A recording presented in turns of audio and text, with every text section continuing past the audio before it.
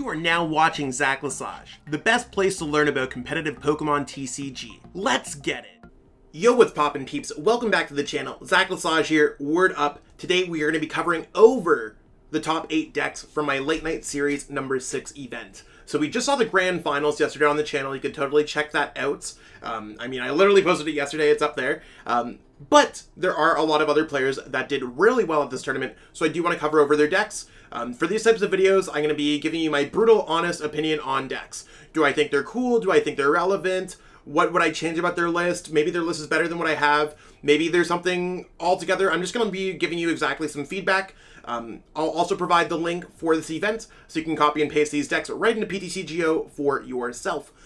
That being said, if you haven't already, give this video a like. Subscribe to the channel. We just passed 5850 subs, so we are 150 away from 6,000, and our next big goal is 7,500, so we're getting there, peeps. If you haven't already, subscribe. It would really help out the channel, and let me know in the comments below if you like any of these decks or what's going on. Again, in the description, I will put the link to the Limitless page, so you can copy and paste those decks right into PTCGO. Let's get to the juicy top 8 decks and get started. So here you could see we have the top 8 players that played the event.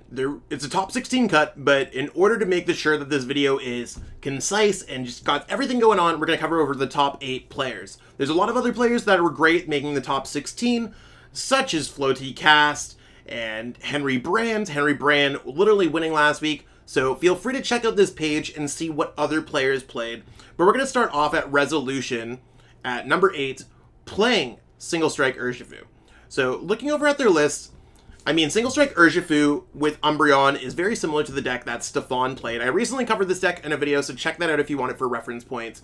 I think using a bunch of Single Strike Pokemon and bringing things up with Gust makes it cool. Now, one thing that I don't particularly like about Stefan's list, or this list, is that it's heavy on the Single Strike Urshifu V. A 4-2 line is relatively unheard of when it comes to VMAX Pokemon. I think playing a 2-2 or a 3-2 or even a 3-3 line is much better for Single Strike Urshifu VMAX. Same thing with Umbreon VMAX. I know you want to get the basic Pokemon out, but I guess here you just want to start with the Single Strike Urshifu V is the general strategy. I don't necessarily know if starting it is great in this particular format, for the reason that Single Strike Urshifu V is only particularly strong against Pokemon that it's your main attacker, I guess, in some ways. But, like, you have to evolve into a VMAX. Finding 2 is a needle in a haystack. I'd much rather have a 3-3 line. I think that's a much better allocation of space. Beyond that, the deck is pretty much built as much as you could probably have it. Having access to the Single Strike energies, and the core strategy is just going to be building up a Single Strike Pokemon, powering it up with Houndoom, and attacking through your opponent's Pokemon. So not really a bad strategy there. I think the list could use a little bit of work, but that's my personal opinion. We have, next up at 7th place, we have Josh Frink. Josh Frink regularly tests with Alex Szymanski, the same player that won the Players' Cup 4 and the Players' Cup Invitational, and they won with the Rapid Strike Urshifu V list, so this is very similar, if not would be the same list that Alex Szymanski is playing. Josh is also a very accomplished player as well, so I do want to let them, it's not like, hey, by the way, this is Alex Szymanski's testing partner. They test together for a reason, and Josh is very accomplished as a player on their own. So, going with Rapid Strike Urshifu VMAX, this is going to be the same strategy. I like that it has the heavy Inteleon. At this point, I think Medicham V is cool, but I actually have not had a chance to go for the whole Yoga loop. I'm sure other players have. I like Cheryl in this deck. I think Cheryl's a much-needed inclusion sometimes. It's really good, especially if you lose the coin flip, and you could heal that can effectively steal that turn back. I think it's one of the only ways to kind of win in this format. Double Raihan is something that I like in my list. I think this list looks great. I've personally been trying to get away with 1 less energy, but in terms of everything, I like the switch, the escape rope, the Tower of Waters. This list seems very well constructed. The only thing that I might change around is, I don't know if you need Medicham V anymore, but that's not something that I think is bad. I think this is a relatively perfect list right now for the metagame, so I wouldn't change anything. This list looks sick. Give it a whirl. This list is probably better than the list that I currently have, so I think it's just a really good list. So great job, Josh. Shout out to Josh for making top 8. Perfect Penguin playing Dragapult Inteleon. So this is the same deck that Henry Brand was able to win with last week. I think this is literally Henry's exact list, if I'm looking at it correctly. I've made a few changes to Henry's list. I don't know if you need Tool Jammer or Suspicious Food Tin. I think that adding a couple cards, like an extra copy of Raihan or extra consistency cards, could be better for this deck. Dragapult VMAX has seen a lot of success. A lot of players are playing Crushing Hammer in this deck nowadays. So, I mean, you can't really knock a list that a world champion player won a 350 person event with, and if someone wants to copy that the next week, that's fine, but a lot can change in a week when it comes to our formats, so keep that in mind when it comes to playtesting these decks and understanding what's going on. This is obviously a great shell for the list. I think the Suspicious Food Tin might not always be necessary, in the same way that in Josh Frink's list we've seen that Cheryl's cool, so Suspicious Food Tin can be cool. I think Tool Jammer can be cool. These are cards that can certainly slow down your opponents, but again, I'm not entirely sure how necessary they are. Overall, really solid list. Just make sure that it fits in for everything, that it's still relevant to the meta. Jumping into the next list, we have PTCGO playing Sylveon. So we see our first kind of brand new deck. Sylveon actually made finals of this deck. So kind of a traditional Galarian Moltres V, Rapid Strike Urshifu Sylveon deck. I think Sylveon's a cool concept. I don't want to knock Sylveon. And it's one of those decks that, again, I recently tried it. And I've played it a few times, but I mean, when I've played Sylveon, it's one of those things where you have to get a bunch of stuff out to make sure that Sylveon works. And a bunch of different types, as you can see that the deck looks very cluttered. It almost looks like you dropped the back of your binder and it all landed out, and this is how the deck comes out. The thing that really holds a lot of these cards together is that they're either different elemental types that are important for the metagame, and that they are Rapid Strike Pokemon for the most part. Things like Galarian Moltres don't necessarily need to be Rapid Strike Pokemon, because you can use its Dire Flame Wings, and it's important to beat Dragapult decks, and it's important to beat Shadow Rider decks. I think that this deck is fine. I don't really have any issues when it comes to this deck at all. It's just things like Raihan are unsearchable in this deck. You have to naturally draw into them. There's no way to fetch them out with Drizzile. I think that Sylveon VMAX is one of those decks where you're sometimes missing the right pieces at the wrong times and stuff like that. So, like, let's say if you're looking for a Rapid Strike energy, you might be like, oh, you want to know what, I can't find Octillery, I can't search it out. That means I'm not attacking this turn. Or you might be looking for a Darkness energy, and you have no way to search it out with Galarian Moltres in play.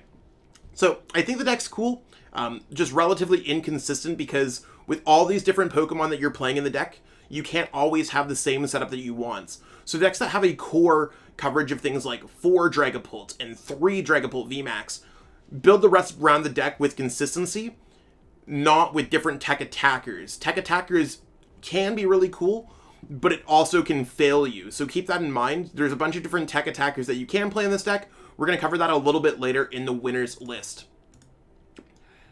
Jumping into number 4, we have Haru Nishikawa. They always do well in online events playing Single Strike. You can see that their list is very similar to the last one that we saw, but they changed some counts up, at least cutting a Single Strike Urshifu V to add some other things to their deck. They did add a Tool Scrapper, a Cape of Toughness. Not sure how effective those are, because Cape of Toughness is only being able to be played on a basic Pokemon. Their deck doesn't have a lot of basic Pokemon, so it's kind of a weird inclusion in this deck, to be honest. I don't know, it doesn't work on their VMAX Pokemon. So maybe there's some reason that they particularly played this. Maybe it gets them past some kind of matchup. Maybe it's for... I honestly couldn't tell you off the top of my head what it would be for. But it is one of those things where this list seems a little bit more concise with the Pokemon line.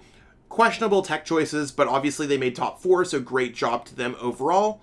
We have number 3, we have Michael Catron, one of the top players in the game, so it's cool to see one of those players playing in our tournaments. Going with the Jolteon VMAX deck, they've seen a lot of success with this deck in the formats, being able to do 100 and 100 damage to another one of your opponent's bench Pokemon if they have damage counters on it. I like the inclusion of Chatot in this deck. Chatot being able to use its Lucky Match ability, so when you drop this Pokemon from your hand onto the bench, you get to flip a coin. If heads, you can put a supporter card from your discard pile in your hands.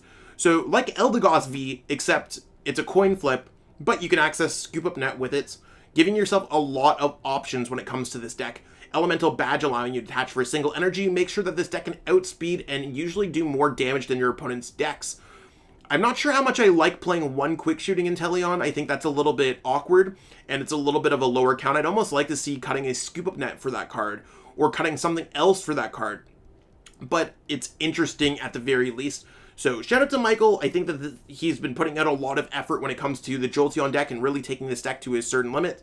So I don't necessarily want to say that there's anything wrong with this list. I just think it's questionable to play only one quick shooting Inteleon, especially how this deck does have a large damage snipe kind of thing going with it. And I don't know where that spot would necessarily come from. I think a lot of the spots in this deck are very tied up. Maybe I'd kind of scoop up net. I understand how strong scoop up net can be. I just really don't know where you can get that extra space from, but this list looks extremely good on paper. So now we're going to be jumping into our finalists. We have Kasky, who also played Dragapult VMAX. Now, this is the Dragapult VMAX list with hammers. First and foremost, I'd like to see an Inteleon with Shady Dealings. I think that's always just like a saving grace when it comes to any Inteleon deck. I'd almost always want to play one that has Shady Dealings. Now, for the rest of this deck, I think everything else is looking pretty good.